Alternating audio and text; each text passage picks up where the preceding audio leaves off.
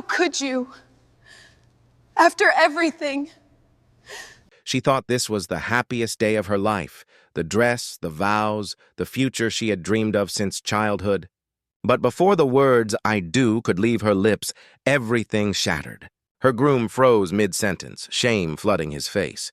Guests gasped. And then an even greater shock. The roar of engines. Black SUVs flooding the street. Hundreds of silent, uninvited men. In an instant, the wedding turned into chaos. But why? And why was she the one everyone was suddenly turning against? Amara had built a life that seemed perfect. She was the first in her family to graduate law school, the daughter of immigrants who sacrificed everything for her future. Her smile inspired trust. Her presence was commanding, yet kind. On her wedding day, she believed she had finally reached the chapter she always dreamed of: love, stability, respect. The hall was full of friends and family, laughter and music filling the air. Yet beneath the celebration, old whispers lingered. Whispers about her skin, about whether she truly belonged. She thought she had left them behind. She was wrong. As the ceremony began, she clutched her bouquet, hands trembling with joy. But in the crowd, a few eyes stayed sharp and cold.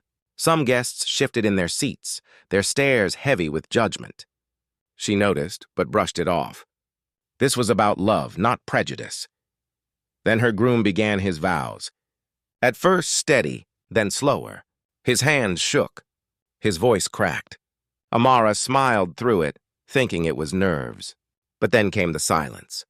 His eyes dropped, not at her, but at the front row where disapproving faces waited like predators. The whispers spread. A cough, sharp and disapproving, cut through the room, and Amara felt it. This wasn't about cold feet. This was about something darker, heavier, the weight of unspoken prejudice pressing on her chest. Before she could react, the sound of engines tore through the air. The windows rattled. SUVs lined the street. The doors burst open. Rows of men in uniform marched in, Navy SEALs, their presence heavy, surreal, and terrifying. The priest stuttered.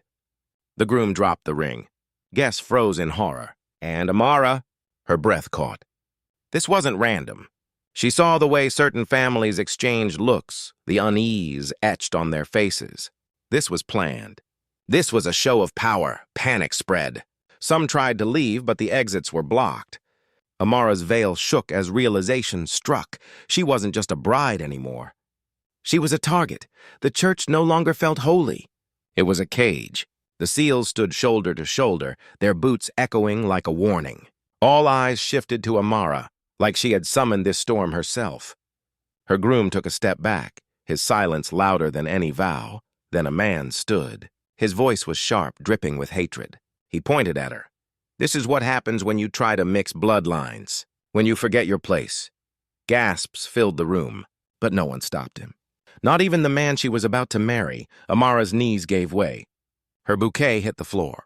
For years she had fought to be seen for her work, her heart, her brilliance, not her skin.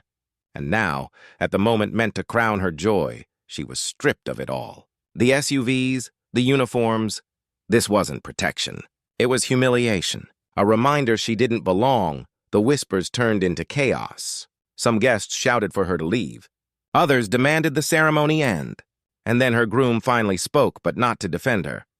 He lowered his eyes and whispered the words that cut deeper than any blade. I can't do this. The silence after was unbearable.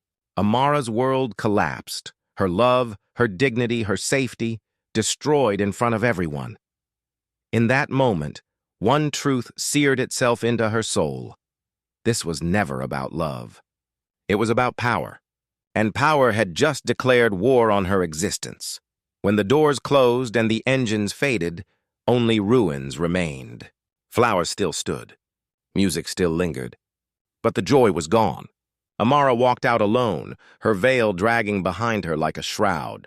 What should have been her beginning became her harshest reminder that for some, love is conditional. Conditional on skin. Conditional on prejudice. Days later, whispers became headlines. Photos of her humiliation spread online. Strangers mocked her pain. Yet others saw something else. They saw truth. Her story wasn't about a broken wedding.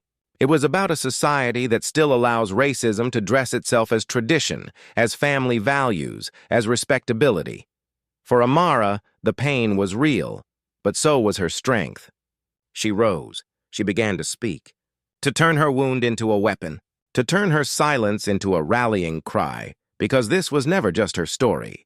It is the story of countless others denied love, dignity, and safety because of the color of their skin. And so the question remains, how many more Amaras must see their dreams shattered before we say enough? And when the next ceremony, the next workplace, the next street corner becomes the stage for injustice, will we turn away or will we finally stand up?